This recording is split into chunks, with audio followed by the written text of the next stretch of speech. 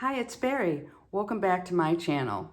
Today I'm doing the first in a series of the planners that I'm using in 2023. I've revamped my finance planner and I want to show you the details, and there'll be lots of hacks along the way.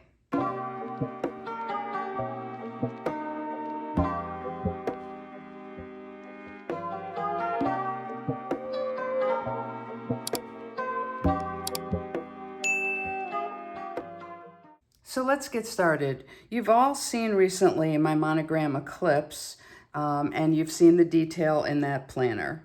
And you may notice a dashboard in this one that's the same because I happen to love it. This is my Louis Vuitton monogram graphite desk agenda. And 2 years ago, I decided to convert it totally to finance. I had used it as my main planner before that, and I have it set up with my favorite size, which you all know is half letter. While I said that this dashboard is similar, the rest of it is really pretty different. I decided to switch and have this as a total finance planner a couple of years ago, and it was one of the best decisions I ever made because I had some goals of really concentrating on my finance and a lot of the details around it, and this has just made it a lot easier and more fun for me. I love grabbing this planner and entering my information, and it's really working out. I'm sharing this with you because I'm hoping it will inspire some of you to also tackle your finances in detail. The biggest change that I'm making here, this has been in a lot of my planners, is I had these dividers before, and I had a lot of them, and they all had black labeling on them. I've been moving in my black planners to using white labels because it shows up better on the black, and I just love the look of it. Today I'm actually going to give away these dividers. They're in perfectly good shape, and there's a lot of them. At the end of the video, I'll give you the details on how to enter to win this. So in the front pocket, I like to use a lot of different cards. One of the things that I'm sure happens to you, because it was happening to me all the time, is when you open and close the planner, those cards move around all over the place and you have to readjust them every time you're opening it. It's a really simple fix. I just use some washi tape on the back because it won't ruin the back when you take it off. And I put a circle of the washi tape to keep it anchored, and I also tape the 2 cards or 3 cards, whatever I have, next to each other so that they will stay lined up. And then when you open and close, it looks neat and clean. And of course, I've got one of the new e-clips. I just absolutely love this. So one of the things that I was having a problem with before, and why I wanted to make this big change also with the dividers, is that I was really bulking up the planner, and I'm one that likes very, very slim planners so I can grab it easily and work with it, and it doesn't, feel like it's something heavy in my hand. So I decided to change out the dividers that I was using and take out some of the things and start to archive them. And I'm actually using one of the archive boxes that I received from the last sub boxes. I'm hoping these go on sale on the subscriber exclusive because I want more of these. I absolutely love them. So let's go through the different sections and what I have here. So my first section I call finance. And in this section, this is where I take notes with my financial advisor. And I keep them in reverse chronological order so that I see what's most current on top.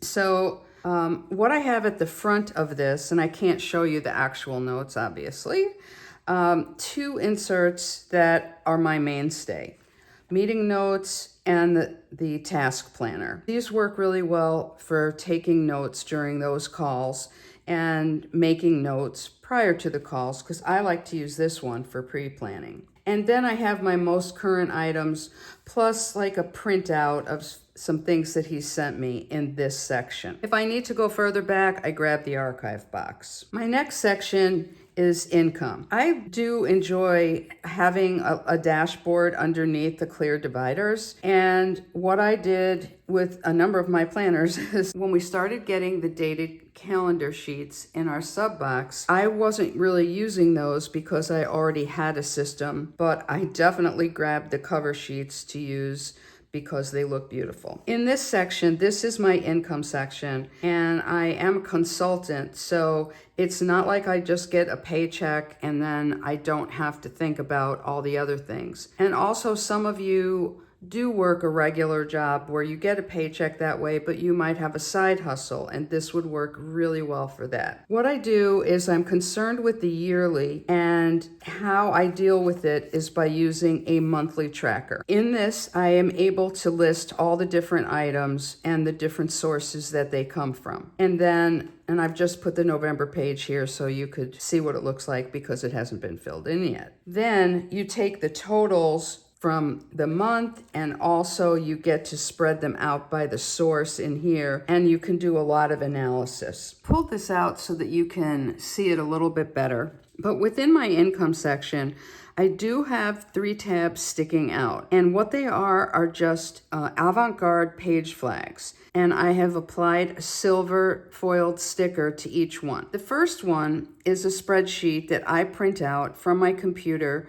which shows my fixed income information. Then I have here, you'll see 23, and then I would have all the pages like I showed you the November one, 1 page for each month, and then the yearly page in front of that. I keep 2022 in here because I find it very helpful to look back and say, oh, well, how did I do in January last year? Am I keeping pace, etc.? And these just help me get to those areas without adding extra dividers that would bulk things up. So my next section is budget, and I thought having the balanced dashboard there was appropriate. The way I track my budget, I have things online in an Excel spreadsheet. Then I print it out and have that in the book. This way I'm on the phone with my financial advisor. I can flip to this just like I can flip to my income page and have that information all there instead of digging through files or the computer to get some information. And it can be updated all the time and just print out and punch again. So if you haven't already grabbed this sheet, my email subscribers received this. And any new subscribers, when you sign up, this will be an option for you to download. You do get a budget guide with it explaining what should go in each area. My next area is expenses. And in this area, I have a page for home expenses, followed by a page of business expenses. Then I have a page which has just been super helpful to me. I set this up a while ago and I updated it for 2023 as best I could. What I do here is have track of all my subscriptions and recurring costs. It is shocking to see how much there is, and I'm sure you have the same situation as I do. A lot of mine are for work, but streaming, lots of other things that we all have subscriptions for. And what I did was the first year, I just tried to be sure I knew what I was paying and which day it renewed so that in case I wanted to cancel, I could do it in time, because I've been burned so many times where the charge came through and I had hoped to cancel and I didn't get it done correctly. And how I have this organized is streaming audio and then tech functional, and it does continue on the back page. And what I do is I show which ones are monthly and which ones are annual. And the annual ones are the ones I'm worried about the renewal date, because the monthlies I know when they go through. I use transparent stickers to mark which area it was. I have the renewal date, and then if it's a business reimbursable type item, I just use a dot marker to reflect those.